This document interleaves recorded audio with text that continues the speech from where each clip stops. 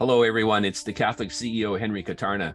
I'm really privileged today to have as our guest Rick Dennis. He's the head of Conservative Retirement Solutions. And we're going to talk with Rick about a lot of different things. In the meantime, before we start with Rick, make sure you check out the Catholic CEO, our website, our different product offerings, our YouTube channel. We've got some courses. We've got St. Joseph Workshop. We have the Catholic Business Accelerator. We have all sorts of things for Catholic business people. And so I hope you can check us out and support us in all of those things. And thanks everyone for your great support. We have loyal followers who are really interested in doing Catholic business, being Catholic and successful in business. And we think that we can all do that. So, but back to Rick Dennis today. Rick, I did it again, with your name. It's a tendency for people to use your last name as your first name. So my apologies for that. But Rick Dennis, head of Conservative Retirement Solutions. How are you doing today, Rick? I'm doing well. Yeah, appreciate your time. Really do. Yeah, it's great to have you here. So, we in the course of these interviews, we have people that are from all different walks of life. They have different backgrounds and so on. So you are, we're in the midst of a financial crisis, it seems, today. And so I know we're going to talk about all those things. We're going to talk about your work, but let's talk about your faith journey. Where did you come from, Rick? And, how is the faith work in your life? Wow. Yeah, was born a Protestant. My parents, I was raised in the Church of Christ.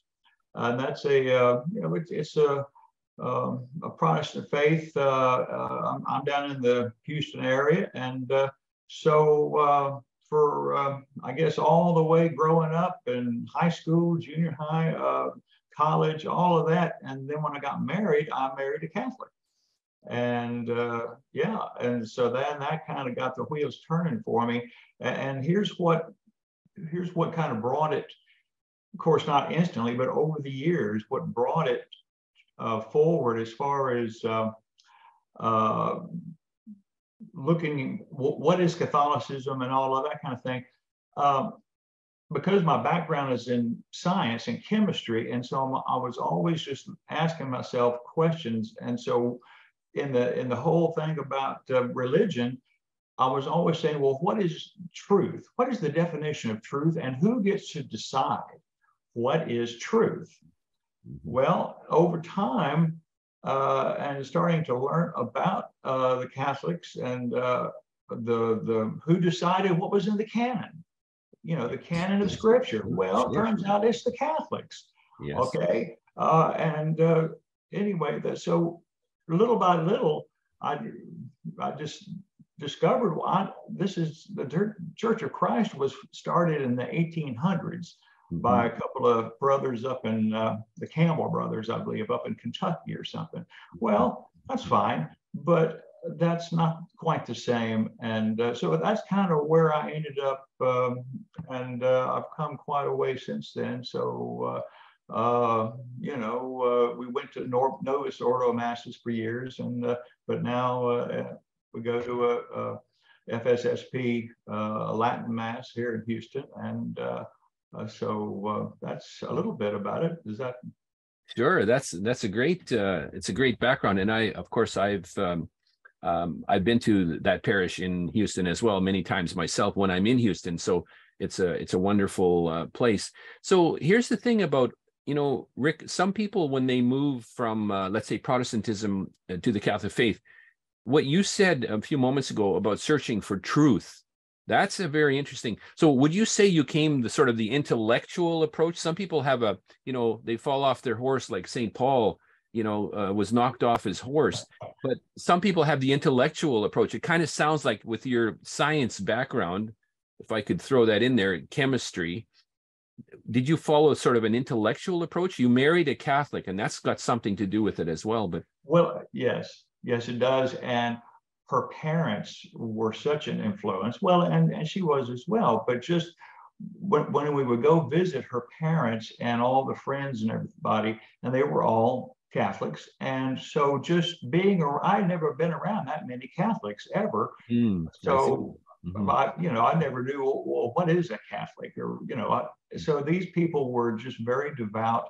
Christians, and they were living the faith that they professed. And, that it rang true to me. So, yeah, over time, and yeah, you start reading some documents, and again, who decides what books are in the Bible, which ones, who decides what's canonical and what's not, and all of those things. Who gets to decide? Yeah. This is an interesting point. I have had, some of my friends who are not Catholics, but who are heavily scriptural based. They will say to me, sola scriptura, right? Bible alone, scripture alone. Yeah, right. And so I always, it's not a trick question, but I ask people, well, where does it say that in the Bible? That's right. It's nowhere. And it's, as you know, it's nowhere. And nowhere. That's one of the things. And let me just tell you one other thing. Dr. Scott Hahn and all those Jeff Cavins and all those guys, former Protestants who became Catholic. That, boy, howdy. Scott Hahn and his wife Kimberly, they first put out this little book, I think Rome Sweet Home or something like that. I've read that. That was a big influence on me. So here's this Protestant preacher who gave up his job because he couldn't be a preacher anymore. Anyway, so that's there's great influences that way. So did you just another question about your life before you were married and kind of became heavily exposed to the Catholic faith? Did you have knowledge of scripture? Were you heavily scripture based? We often think that Protestants are better at that than Catholics. Is that right? Is that how it worked? Well, it was for me because, you go to vacation Bible school and you go to Sunday morning before church, you go to classes, and it's and I was, because a young guy coming up, so I would lead the singing, at the church service and that kind of thing, and so I knew my Bible pretty well. But just finding the Catholic Bible had all these other books. Wow, where'd that come from? And all of that. Yeah, right. So then the question flips around for me. Well, why doesn't the Bible that my parents had, why doesn't it have those extra books? Yeah. Yeah. So that's a very, there's a lot of profound thinking has gone into that. And so let's talk about for a minute, Rick, about the truth. That you were seeking the truth, and again, I just want to drill down a little bit with you on that. How did that come about? Were you, because of your sort of, I'm labeling you as a scientific background guy? Yeah, right. Did the search for truth originate in that way because you had an inquiring mind and you were working in a disciplined field like with the scientific method? Is that how it was working? That's a lot of it, and because again, what I just loved about chemistry is that no matter where or when or how, if I take molecule A and react it with molecule B, I'm going to get the same reaction every single time as long as all the parameters are the same. So that is truth. It's not up to me to decide what this molecule and that's going to make. This is it, and it's by definition. And so that's true. That's as true as you can get. That's let me just tell you one quick little story. When I was in college, organic chemistry laboratory, and I just remember this like it was an epiphany. In the laboratory, we were doing a little titration. We had this, I think it was sodium benzoate, and it was dissolved in some water. And so that's water soluble. And so when you titrated it and you added hydrochloric acid, all of a sudden, that sodium benzoate turns into benzoic acid, which starts precipitating out of the water. It's like snowflakes falling down out of nowhere. And right then, it just made me think, oh, I did that, but God Almighty is the one who is doing. Yes, I made benzoic acid come out of nowhere, but that's because this is something ordained. And anyway, it just was a very, I don't know, just a moment of epiphany for me. Yeah. I really appreciate hearing that because, you know, in my own life, I mean, I have a couple of hobbies. One of them is I'm an amateur astronomer. And so I have a fairly good telescope that's fairly big, you know, set up with the power to resolve. And so when I look up at the stars, that's my sort of, it's Yeah. not, I mean, I grew up as a Catholic, but I look up at the universe and I look at all these galaxies, and then I think about how many billions of galaxies and so on and so Right. on. And it's so majestic and awesome in that sense that, you know, it shows me that there is a creative force That's right. there And is. that light has been traveling into your eyeball. It's been traveling for millions of years for it to finally reach you on planet Earth. No telling how far away that galaxy is, but Yeah. yeah. Yeah, it's right. It's an amazing thing. And so you've got, you know, you grew up as a Protestant, you married a Catholic, you became a Catholic.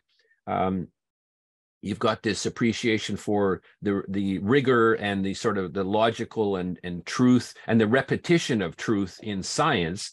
And so then you've become a Catholic, and then what is did your family, you know, resist this move? Your wife's family, of course, must have been very supportive, I imagine, and so on. So how did it work out in your life? Some people pay a price, you know. No real price was paid for me. My parents are, at least if they had a problem, they didn't tell me. They were just happy that I got married to a good woman, and that my in-laws were good Christians, and they're happy with that. So yeah, there wasn't any pushback or anything. They're just glad I was going to church. Good. Well, you're a solid guy, as they say, right? So, so then at some point, Rick, you're working away. I presume you're working in a science field, and then now you're running something called Conservative Retirement Solutions. And so, what is that, and how did that come about? How did you move from one to the other? Well, let me just start with how I got from point A to B. Sure. Yeah, I was a lab manager and a plant manager and those kind of things at a small little chemical plant here in the greater Houston area. And in 2000, the year 2000, the dot-com bubble Yes. burst.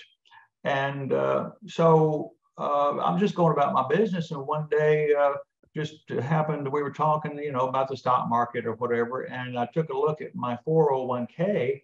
Well, it had turned into a 201k. It Yeah. had got cut in half. Mm. And I just said, well, what in the world is going on here? Nobody ever told me about all of this, you know, about the fact that my money is not, it's out in the stock market somewhere. It is not guaranteed. It's not, it's at risk. And yes, it goes up and then it'll go down. So that really got my attention. And what's causing this and why didn't I know about it? Right. That's another big epiphany that just hit me between the eyes, and that got me kind of started down the road of learning there's got to be another way, you know, besides this 401k. What started all of that back my first job out of college.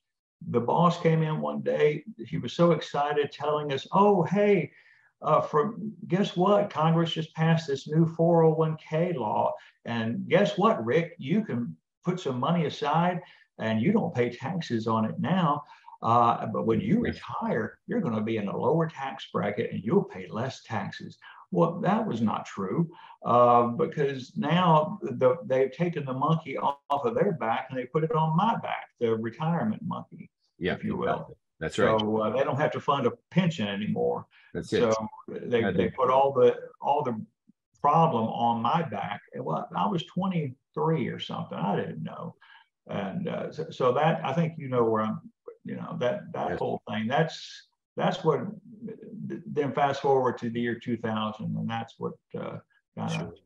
yeah. You know, I have some friends. I'm of an age where I came into the workforce. I work in a family business, and I've done investing and consulting work for many years. But when I was about that same age bracket, in the Canadian system, a law came into play, just the same thing. It was registered retirement savings plans. The code word is RSPs. And so IRA or CDs or any of a 401k.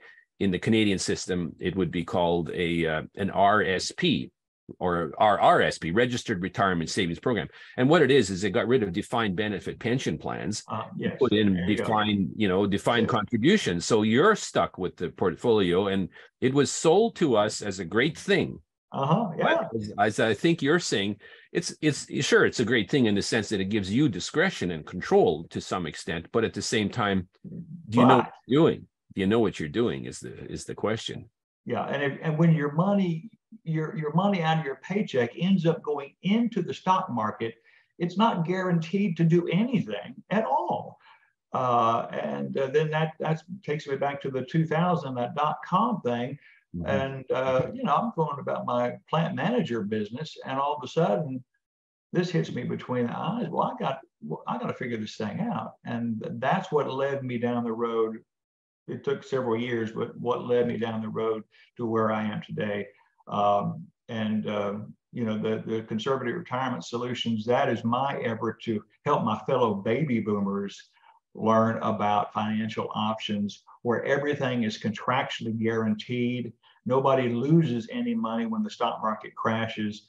And the number one thing that the boomers are looking for, am I going to outlive my money? No, because the products that my company has, they offer contractually guaranteed lifetime income, and that's just something that no other, only life insurance companies can offer that. So anyway, this is very interesting, and of course, at the time of this recording, Rick, as you know, we've just had news last week of Silicon Valley Bank and some other smaller banks, Signature Bank, and so on, collapsing, and so. Things that people, I guess, don't expect or don't believe is even possible are happening. And so we're in a period of instability and so on. Tell us about, you're not in the stock market then. You're in a life insurance business, which is made up of, I guess the income comes from premiums. Would this be right? And then it's accumulated. But where is that invested? And how does your system work, please? Okay. So number one, I only... I'm a one shop or one person. It's just me. Conservative Retirement Solutions is the name of my business. There's nobody else, just me. Mm-hmm. And I choose only to offer what's called a fixed annuity. There's two different kinds of annuities out there. There's variable annuities and there's fixed. Variable annuities, your money is actually placed in the stock market. It is at risk. You can lose money.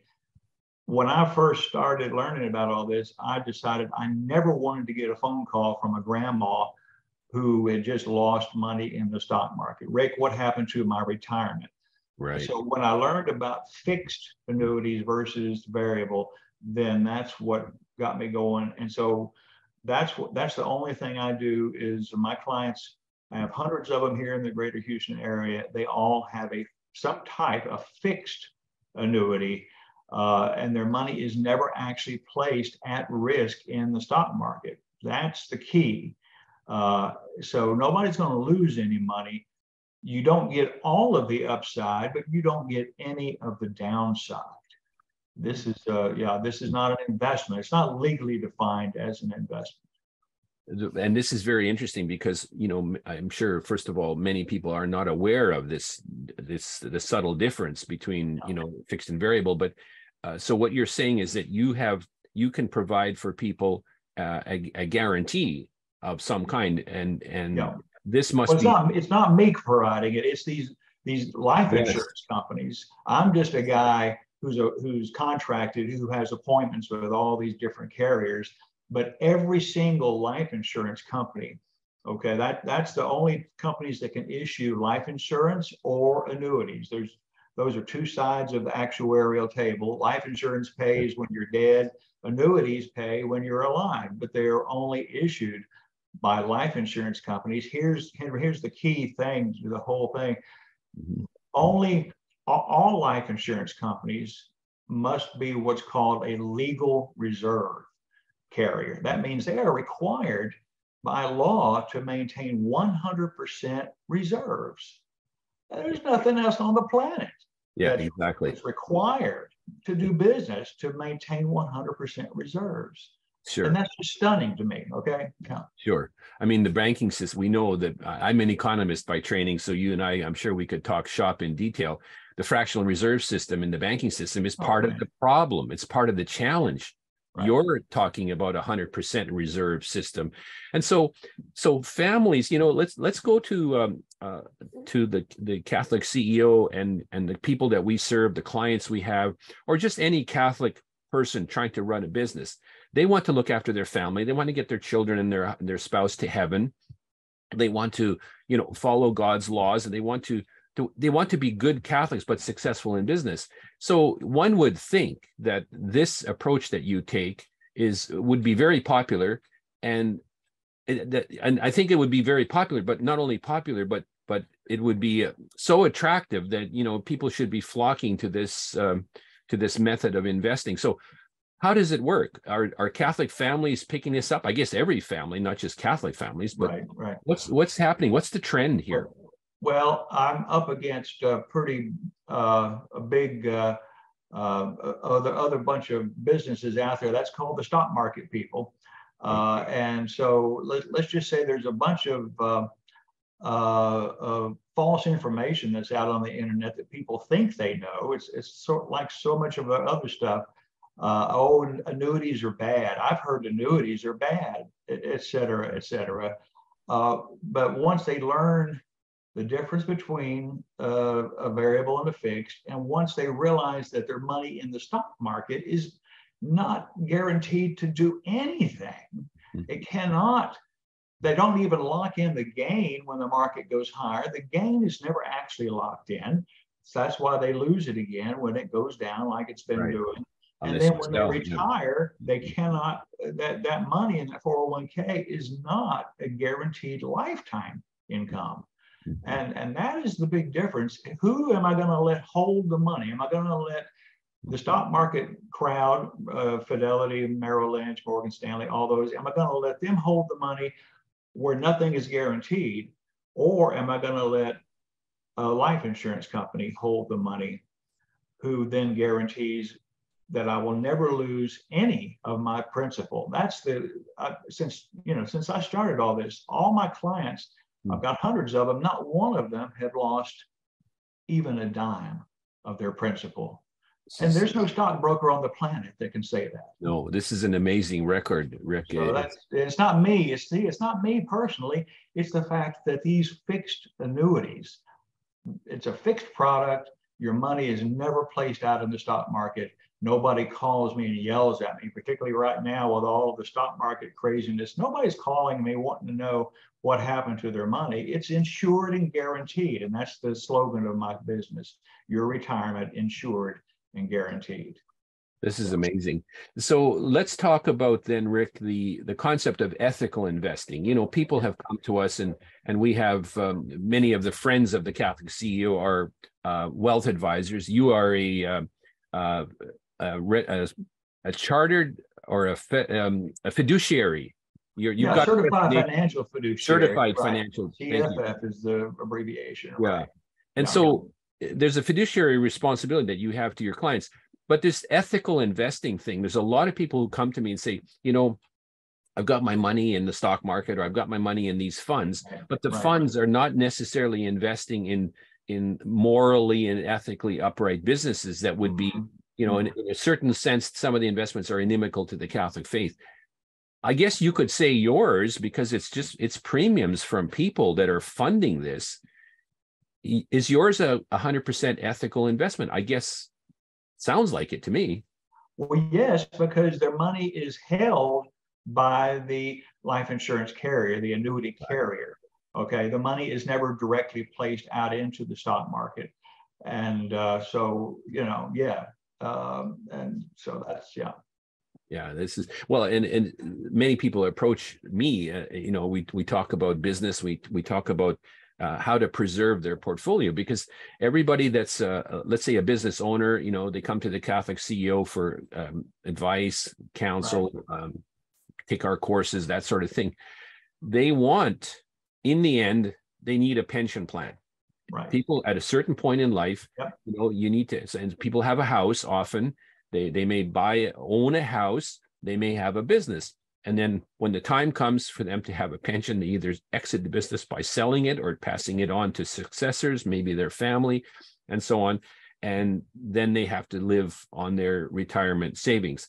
And so how does it work? Do you have then probably different kinds of plans so that at the end, taking into account inflation, I suppose, there's a payout, and that's your monthly payout? Is that how it works? Well, it is. It's totally based on just a couple of different variables. Number one, is it a single payout or a joint husband or husband and wife, or just a single? And how old are these people? Because this is the let me just give you an example. Social Security is the example of an annuity. Yes. Okay. Yes. Everybody says, "Oh, I hate annuities." Well, you don't hate Social Security. It's coming in every single month till you're dead. That's what an annuity does. That's what a pension does. So this is a private pension, an annuity, whether it's a variable annuity or fixed. It's a private pension, a contractual guarantee with that legal reserve carrier to pay you an amount of money until you both have passed on, and then the balance that's still there goes to your beneficiaries outside of probate. So it's a very positive mechanism.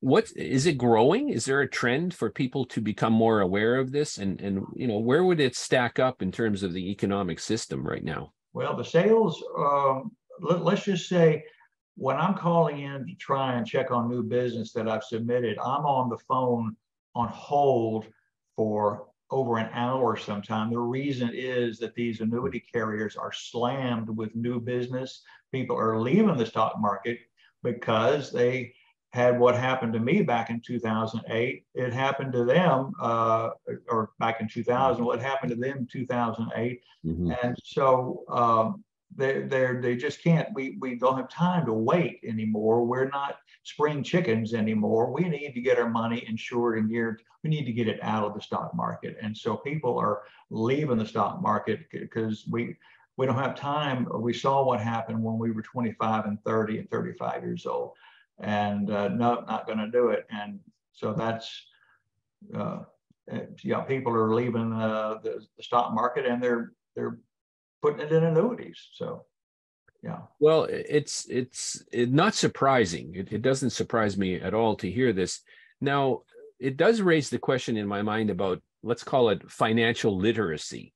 I've actually been asked to give talks to groups of women investors, for example. I've done that in the last 5 to 10 years, quite a few talks, financial literacy. So what would you tell, the average family out there, the average Catholic family? What should we do to educate our children, and I suppose ourselves, about all these things? Financial literacy as a general topic, Rick. I know you're aware of that.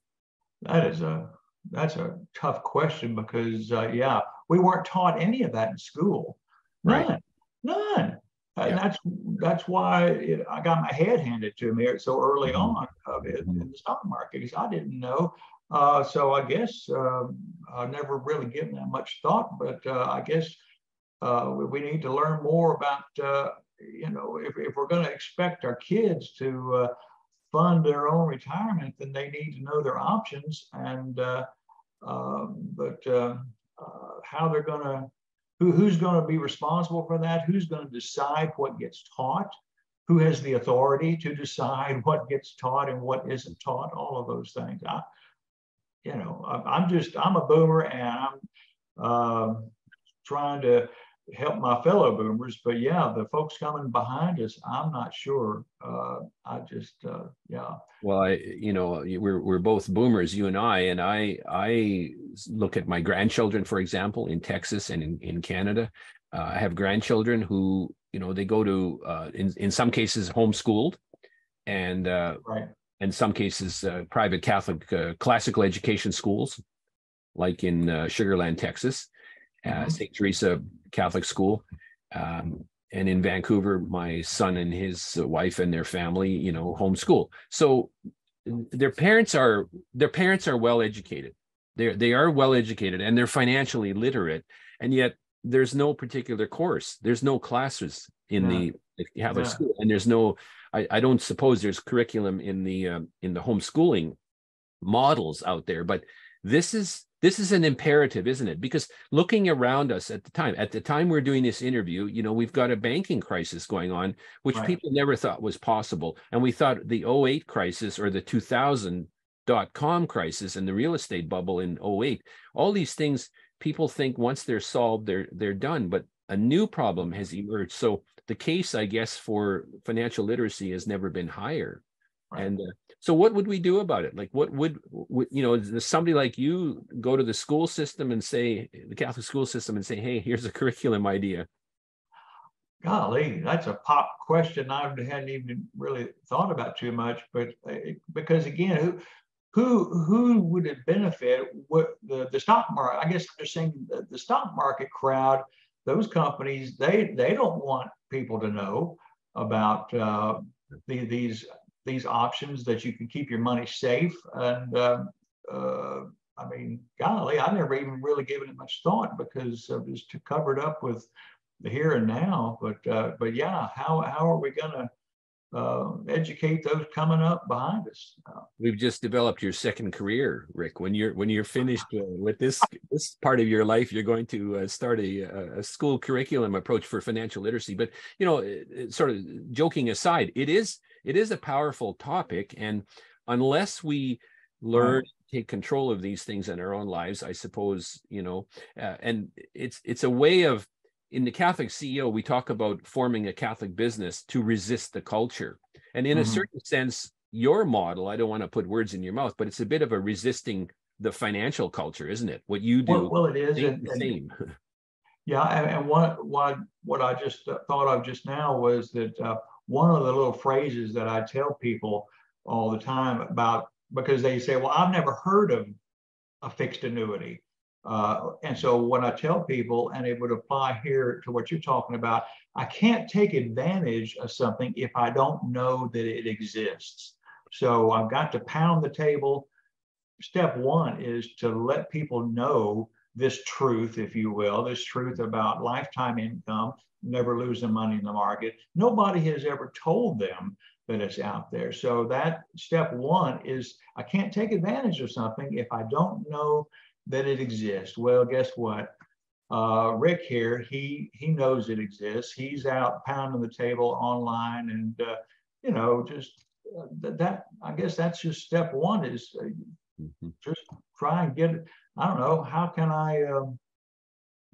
How do I let people know? If I don't know, but that's it. Yeah. So. Yeah. So it's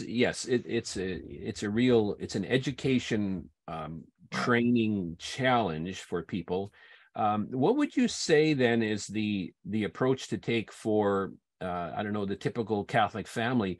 Is if let's say there's somebody that's you know, late career, 50s, 60s maybe, nearing retirement age, compared to say somebody, a young person starting out in business or in a job, 25, 23, 20 years old. Is it too late for somebody to change their portfolio to a fixed annuity? Is there some date by which it gets a bit late for this to have a positive impact? No, there's not. And great. I mean, the fellow boomers, I mean, they can move their money out of the stock market, let the annuity company hold it, start an income the next day, guarantee for the rest of their lives. Now, the younger crowd, they can place, they can move money without any tax consequence. They can move it out of the market, place it, let an annuity carrier hold the money. If the stock market does well, they will get some of that upside credited to their account and locked in. See, that's the key, getting it interest. And Henry, that's the other thing I wanted to kind of pound the table. Yes, please. The big difference in a fixed annuity versus the stock market is when the fixed annuity earns, when the market does well, it earns an interest. Interest is not the same as return on investment. You know that. Yes. Most people, those two terms are kind of fuzzy or whatever. Yeah. But that is the main difference between my world and the stock market world. My clients earn interest. The stock market earns a return on investment, and it's never actually locked in. So so once you get it out of there and get it into a fixed product that's earning an interest, and now it's locked in, you'll never lose it next year or next week if the stock market crashes. So inflation, let's go to inflation. So if there's a fixed annuity, I guess it's subject to inflationary pressures, but so is every other other financial instrument. Every other dollar we hold is going to be deflated or inflated. But that's an equalizing factor. That's not something that's unique to the fixed annuity world.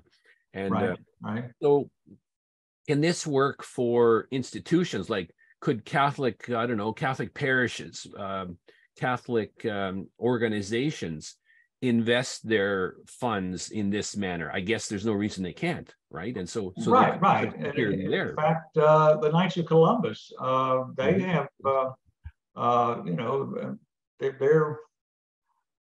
they have similar products. I'll just say that. I choose not to be. I'm an independent person. I choose not to be appointed with them because I would have to be a captive agent. I could only represent their products. But I'm just saying that the Knights, they do have something like that. Yeah, that's very interesting. So what happens? Let's say if somebody, a married couple, children growing up, gone, independent from the home, from the family, but somebody dies. So let's say a spouse dies, and then does the portfolio then transfer over to that other person, probably smoothly, seamlessly? Is that how it works? Sure. If you set it up as a primary, maybe the money it was qualified money, an IRA, 401k from the husband, and but on the application, you list the wife as the primary beneficiary, you list the kids as contingent, et cetera, et cetera. Yes. If he passes away, she then becomes the new owner of the contract. She can turn on the income right then. She can let it continue to defer, et cetera, et cetera.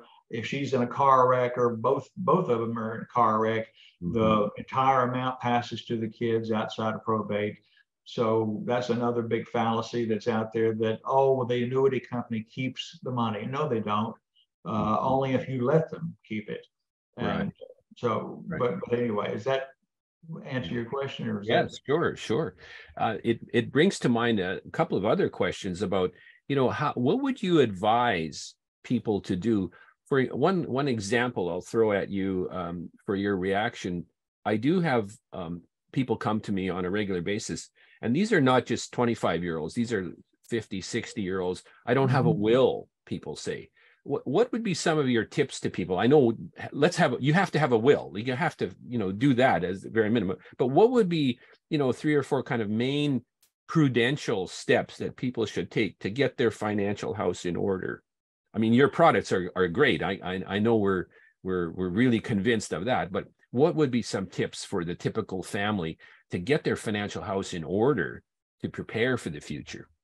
Yeah, you do need some kind of will. There's no doubt about it. One thing to know about these fixed annuities is that, and this has happened over the years, I've seen it or I've read about it, where people, they have an annuity, let's say, and then they get a divorce, and then they get remarried, but they forget to change the beneficiary on the original annuity, and so then the person dies, and the former spouse thinks that the current spouse thinks they're going to get the money. No, it goes to the one, because it goes to the original person. All I'm trying to say, I guess, right here is that annuities, the names on annuities always outrank the names in a will.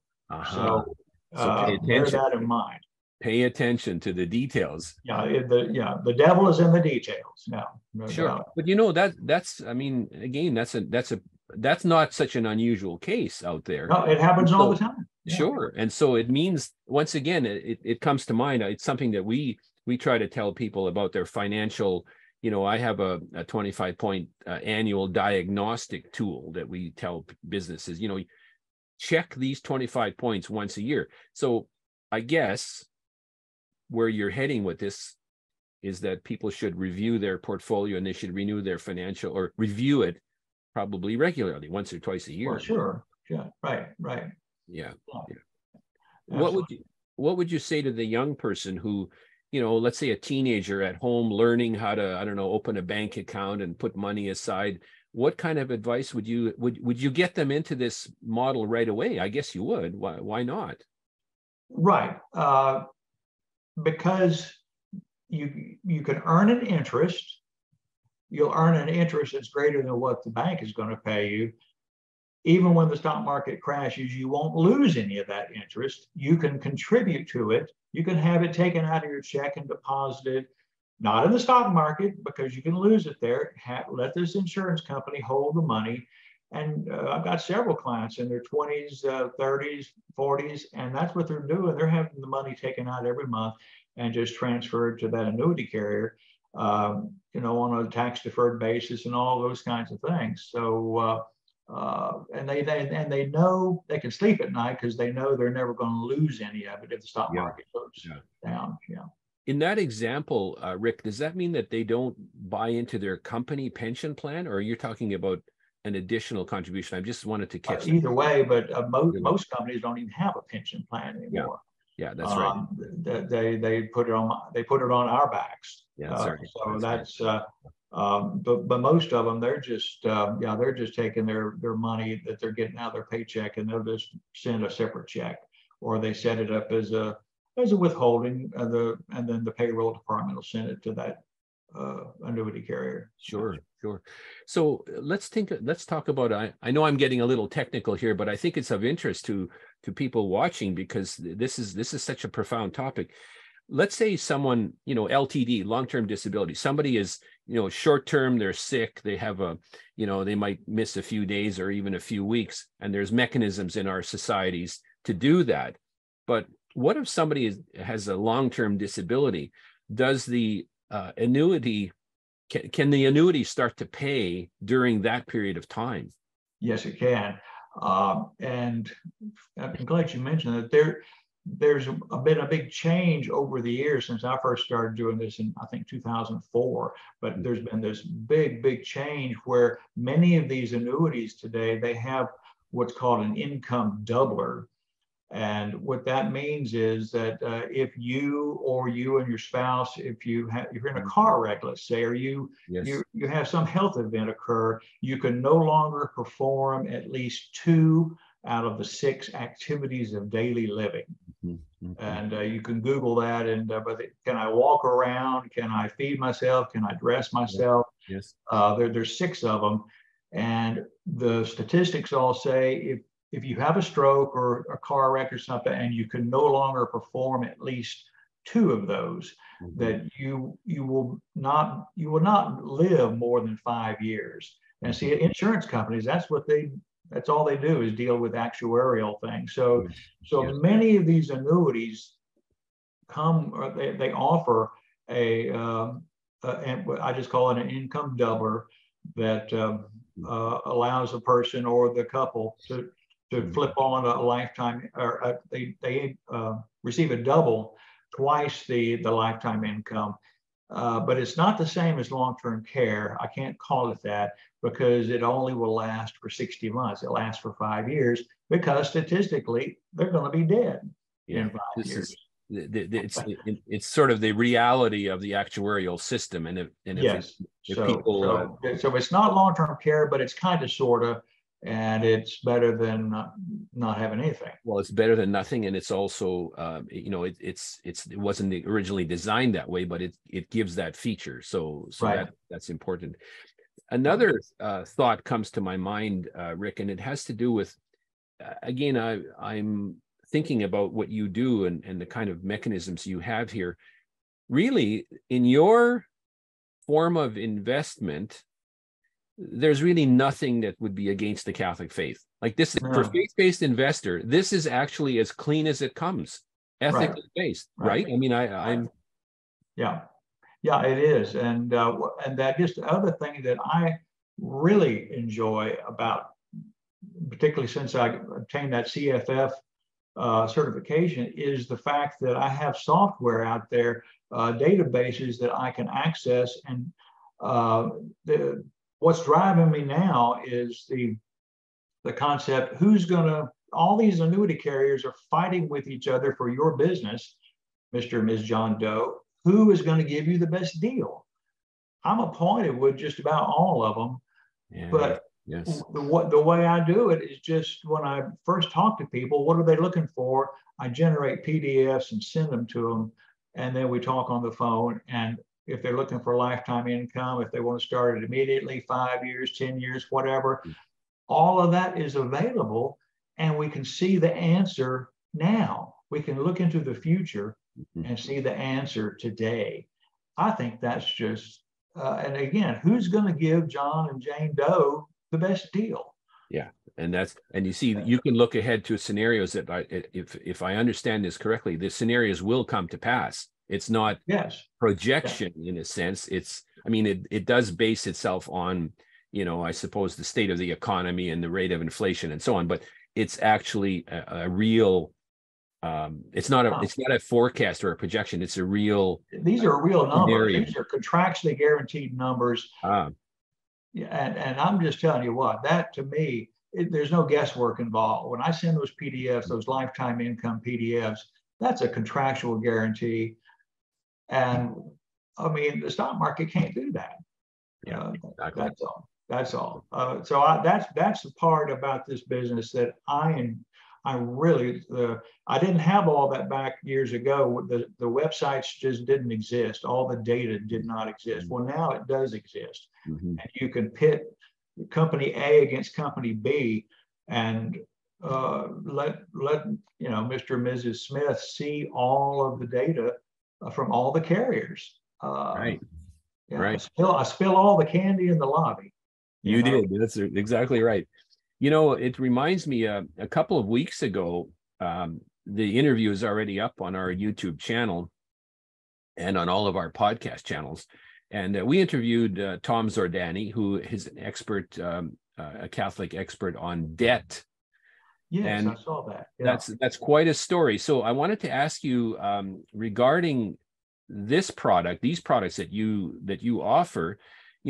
Let's say somebody's, I don't know, in debt and they want to get out of debt. I mean, obviously they have to figure out a way to get out of debt before they can buy these annuities. But is there a way that, your product or service can help somebody who has unfortunately fallen into the debt traps? Well, how would that work? Can you throw us a couple of ideas on that one, Rick? Well, step one, I'll tell you this, another thing that I like about what I do is an annuity is not right for everybody. And so even if a lot of times, well, first off, they have to pass my sniff test. In other words, if they don't have, if it's hand to mouth and they don't have any extra money, they need every dollar they've got because they might need a car repair or something. Well, this is not going to be appropriate for them.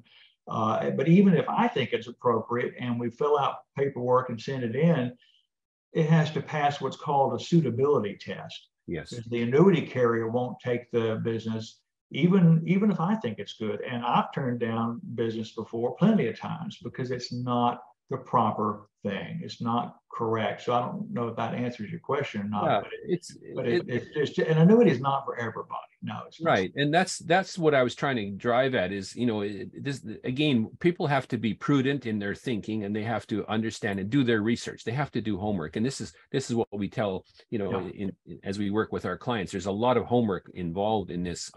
Is there a minimum? I mean, you don't need to quote a dollar figure, but would there be some actual minimum contribution that is, allowable under the various products that you have? Let's Well, see, I'm thinking sure. of somebody Yeah. 21 years old, just getting started and makes, minimum wage. Can they start? That they can, they absolutely can, and depending on what they're looking for, if it's just an accumulation thing, or yeah, because these annuity companies, you have there's two kinds of annuities: single premium and multiple premium. So obviously, for this kind of person, we would not do a single premium. We would have an annuity that allows you to make contributions every month, every quarter. Uh, And once the money is there and you're letting that annuity company hold it, now it's contractually guaranteed. You can't lose it. You'll earn some interest, et cetera. yeah. I'll just tell you what's happening right now with there's a MIGAs, multi-year guaranteed annuities. That's the annuity equivalent of a bank CD. Well, those interest rates are through the roof right now because the Fed has been raising interest rates, and all of that. So that's part of the clamor of people rushing out of the stock market into these annuities. But it's a way to earn some interest without any risk at all. And so that's another place where people park money for maybe 2 years, 3 years, for whatever. And they know that they're going to earn that interest, and then they can roll it over without any tax consequence into another after that term is up, et cetera. So sure. I'm full of questions for you today that may seem a little bit technical, but these are on people's minds. So what about crypto? You've got crypto. Can people pay their premiums in crypto, or what's your view? What's your view of crypto? No. Okay. Well, let's just say I don't know, Vinny.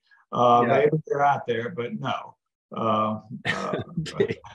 You're giving us a clear signal. I can see where you're going with this. How about no? If you want to do some kind of crypto thing, you'll have to go to somebody else. Go to somebody else. That's right. Yeah, that's right. And it's fraught with difficulty too. Look what happened in the last couple of months in crypto markets as well. But here's another one that's more, I would say, applicable, maybe in my opinion, at least to Catholics. There's this kind of I'll just paint a picture for you. There's a bit of this back to the land movement, Catholic back to the land movement. There's a bit of a trend for Catholics to want to live around monasteries and abbeys. For example, I always go to Clear Creek Abbey on my way from Canada to Texas when I spend part of the year with my family in Texas, and I stop at Clear Creek. And there's a community of several hundred Catholics who have gravitated around this monastery. Then there's the kind of, I'll call it, and I'm saying it with respect, the kind of prepper movement. So, back to the land, prepper, Catholics settling around monasteries. There's a trend I have heard for self-insurance. People say, either in medical, if they can't get medical coverage, or they have income that's sporadic, and it's not steady, or they may be doing sort of kind of like subsistence farming or different things like that. The concept of self-insurance, is there a model where people can contribute to an annuity and it can be used by a group of people, like it's say several families or an extended family thing? Is there something there, Rick? That's I don't think I've ever been asked that. I guess my short answer is no, because normally an annuity has one owner, or it could have a joint, or it could have a joint. It's either John Doe or John and Jane Doe. I guess that doesn't mean it doesn't exist, but I've never written any annuity other than just for a single person or a husband and wife. So golly, but that's an interesting idea. Well, it sounded interesting to me as well, and I'm glad you feel the same way, because this is what's happening. There are families who, I'm picking out on Clear Creek, but I don't mean to select them out of the blue. Yeah. But I was there and I had a meeting with a community group, 75, 80 people were there with the abbot, and we were talking about economic development in that area around their abbey. But what came up was families trying to do things on a pooled basis. It's not communal living. I'm not talking about that. I'm talking individual Catholic families who believe in the family structure, the family model, but they want to share risk. somehow, and they're pooling their risk on marketing their products in that area, and all their services. Yeah. So they understand smart business in that sense. But this question of self-insurance or group kind of solutions to the risks of life, not just fire insurance, but medical or other situations like that. So it's an interesting area. And I see that it's probably intriguing for you. It certainly is for me. I never even thought about it. I just haven't. I guess, yeah. I don't know how that would work, because an annuity payout is based on an individual or a joint. I've never seen a payout based on 10 people or something. But that doesn't mean it's not out there. I've just never heard of it. Maybe you're going to invent a whole new sideline for Catholic families settling. Wow, yeah, I better sharpen up my actuarial tables. I guess. I don't know. Wow. Yeah. Well, maybe not, without pounding this point too far, what about, let's say, extended families? We work a lot with family businesses, founders and successors, parents and children, father, son, that sort of thing. I guess the same, you're probably going to give me the same answer. It probably doesn't apply in the case of, let's say, a family business, all working together in the same business, or would it? You're talking about having an annuity. Yeah, like maybe contributed to jointly by the whole extended family and then paid out to, I don't know, somebody, an individual, I guess. Well, yeah, golly, I don't know. Nobody's ever asked me that. There you go. That's a pop question. I'll just say I don't know. Well, the Catholic CEO is, we're full of all kinds.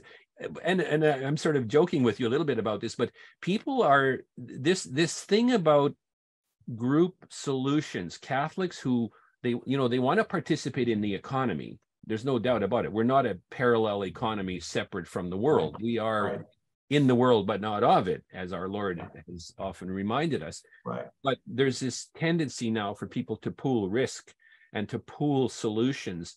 And, like I say, it's not about giving up ownership into a communal situation. It's about individual families, but pooling together. So I don't know, it's an interesting topic, and maybe someday the annuity business might respond in a way that other I'll tell you this. I'm thinking as you've been talking. Sure. What would work? Those MIGAs I mentioned a while ago, the accumulation only products, that would work, what you're talking about. It's the ones where I'm looking for a lifetime income. That's where everything, the actuarial stuff comes in there. But if I'm just looking for accumulation that's contractually guaranteed, that can happen. Yeah, with those multi-year guaranteed annuities that going in, exactly what the interest is going to be paid every quarter or credited every day, actually, for up to however many years. Yeah, interesting. Last question for you before we wrap up. We are getting. It's amazing. An hour has gone by already, and we've only scratched the surface of this topic. But my last question for you is: we have people that we work with in the Catholic CEO who are doing what we call side gigs, right? There'd be somebody, let's say a homeschooling family where mother is at home with maybe some of the older children, and they want to start a little side gig. They make a special sauce, they roast coffee, they do sewing, they do something. Again, I guess I'm asking the question, and I may already have the answer. There's no reason that they couldn't contribute to an annuity system like this, right? Even if it's a small no reason at all. Right. And because again, it's an insurance product. I can't pound that table hard enough. Your money is never actually placed in the market. Nobody will call me and yell at me because you lost money. Yes, so they can contribute money and it'll earn a guaranteed interest if they go get a MIGA or whatever. Right. Yeah, that's great. That's great to know that. So, okay, so we're like I say, we're at the natural end of our conversation today. Where do we find you? Where's your website? Where do we find you? Do you have products? Do you have books? Are you doing courses or conferences? Tell us everything, Rick. And for those that were in the Houston area, you may have heard me on the radio over the years. I'm not on the air right now, but for about 10 years, I was one of the talking heads every weekend. But anyway, you can find me because we're talking about safe money kind of products. You can find me at safemoneyhouston.com. Okay, that's the main website. Lots of information. I've got about 60 something videos for you to look and get yourself educated. Okay, and I have a short little one other little short website, safemoneyrick.com. If you go there, I have 2 videos for you to look at that will talk about these 2 things we've been talking about: lifetime income and never losing money in the stock market. So there you go. That's great. And I was looking at your website earlier today, and I can see a lot of videos. So very useful and very helpful. And we'll put this information in the show notes, Rick, so everybody will be able to see it. So thank you for being with us today. God bless you and your family and your business and all of your clients. And you know, I hope that we can come back and have another talk with you again. So thanks again, Rick, for being with us. I look forward to it. Yeah. All right. Thanks. God bless. We'll see you later on. Thank you. Thanks.